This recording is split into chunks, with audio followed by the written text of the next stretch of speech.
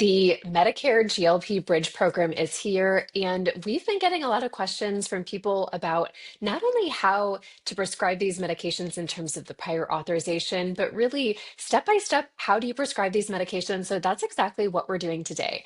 Today, we are using an example patient. This is Minnie Mouse, obviously not a real patient. She's also 26 years old because she was born in 2000. This is a fake patient chart here. But we're going to imagine that this is a Medicare eligible patient, and we are going to be prescribing them a Zepbound prescription for the Medicare GLP Bridge program. How do you do that? So you're going to go into your electronic medical record and open up a new prescription. We are prescribing the Zepbound KwikPen for her. Now, this is really important because Zepbound comes in three different formulas. There is a Zepbound auto injector, which is a single dose pen. There are Zepbound vials, which have been the traditional cash pay option. And then over the last couple of months, they've rolled out a third option called the Zepbound KwikPen. This is a multi-dose pen, and this is the option that is covered for Medicare eligible participants. So if we are writing for the GLP Bridge program, we are going to want to write that prescription specifically for Zepbound. So I've typed in Zepbound here, and we can either scroll down, you're going to see all the auto injectors. Then I see all of this solution subcutaneous. This is how my vials are listed. And then in the bottom are the quick pens. Now, if this is a patient who is brand new to the Zepbound medication, you are going to start them on the introductory dose, which is 2.5 milligrams. But let's say a patient's been paying out of pocket. They've been taking the medication for a while already, and maybe they've already titrated up to, say, the 10 milligram dose. It is appropriate, of course, to prescribe that dose. So wherever they're at, but if they were starting out brand new, we're going to start them at the 2.5 milligram dose. Now we're going to write in the SIG. So these are your instructions. Mine are auto-filled here. So it says 2.5 milligrams subcutaneously weekly. I'm going to put the word inject there. So we're going to inject 2.5 milligrams subcutaneous weekly. Quantity, this sometimes throws people off because it's actually looking for milliliters. So you'll see that there's 2.5 milligrams per zero point 0.6 milliliter. The entire pen has 2.4 milliliters. So there are 4 doses of that 2.5. So just taking 4 times zero point 0.6, that entire pen will be 2.4 milliliters. If you put 1 here, if you try to put the milligrams, it always gets messed up. So milliliters is what we're looking for. And this is a common reason that prescriptions get sent back to people. So 2.4 milliliters will be the correct amount for the Zepbound KwikPen. You can put in, if you're going to put in any refills, a lot of times I'll put just a single refill on that, even on the titration doses of medication. And this is what's really important.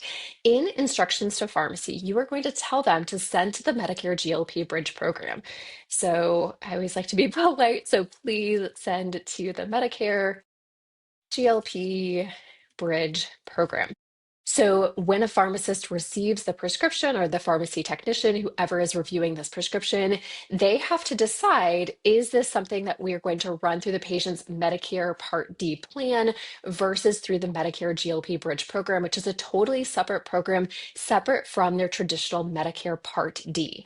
So these medications have been covered over the last 6 to 18 months, depending on which medication that we're talking about, for the coverage of different health conditions. So Zepbound, for example, is covered by many Part D plans for patients with moderate to severe sleep apnea in adults with a BMI of 30 or higher. And we have had Medicare patients previously who've been taking this medication specifically for that indication through their Part D plan. And those patients actually need to continue to get the medication that way. So if this is someone who's coming in from a weight management indication, you're going to say, hey, you do want to be sending this to the Medicare GLP Bridge program. Now, what can also be really helpful is to add the patient's Medicare number. And I'll actually say that. So patient's Medicare number is, and only the patients have this. So as a medical provider, you might have this, the pharmacist, or might not have this, the pharmacists don't have this. This is typically not something that we're collecting. So the Medicare number, the patient will have a card, it will have their Medicare number on this, and including it in the prescription can be incredibly helpful for getting that prior authorization process started. Now from here, you can send it to any pharmacy. So you can send it to Lilly Direct, which is Lilly's own pharmacy. You can send it to a local retail pharmacy, whichever one you choose. So We could choose Lilly Direct Pharmacy. I could also say, hey, I want to send it to a CVS pharmacy. I'm in Charlottesville, Virginia, so I'll send it to the Longstreet Pharmacy, for example. So you can send it to any different pharmacy, and from there you could send the prescription. Now, it is really important for the Zepbound KwikPen is that you also need needles in order to inject this medication. So this medication does not come with any needles, and you have to prescribe those separately. Patients can also usually buy those over the counter, but it depends on your state. I believe that in Connecticut and New York, patients do need a prescription to buy needles, but in most states, patients can buy those over the counter, even like on Amazon, and I'll show you how to do that in a minute. But if you wanted to prescribe needles that your patient could say, go to their CVS pharmacy, pick up their KwikPen, pick up the needles at the same time, we could do that. We'll open up another new prescription here, and any generic insulin pen needle is fine. In my electronic medical record, the BD pen needles come up really easily, so I like to choose those. I'm choosing here an option that it's going to say pen needle, so that piece will be really important. You can see as I was typing it in that there's options for syringes. We don't need a syringe, we just need a needle. So we're going to choose a pen needle. The gauge here, we want to choose a small gauge. So usually in the range of 29, 30, 31, 32, a really small gauge needle is going to be appropriate. The higher the number there, the smaller the needle. So 31 gauge is a very common size. 5 millimeters is a very common, this is the length of the needle. And then you can say use weekly with Zepbound KwikPen. These come in boxes of 100. And so I usually will just prescribe 100, zero refills, because that is literally almost a 2-year supply for someone. And then here I will say, okay, to substitute with any generic or over-the-counter equivalent and send it in this way. And so from here, you could go ahead and send this in. Patients can also just buy these over the counter, and you can get a giant box of them for pretty cheap.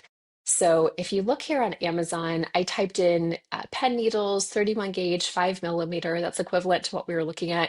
And you can see here, some of the first choices that come up. For $10, you can get a box of 100. So you can also buy these over the counter unless you're in one of those 2 states that I mentioned that does require a prescription, but you could also get them on your own.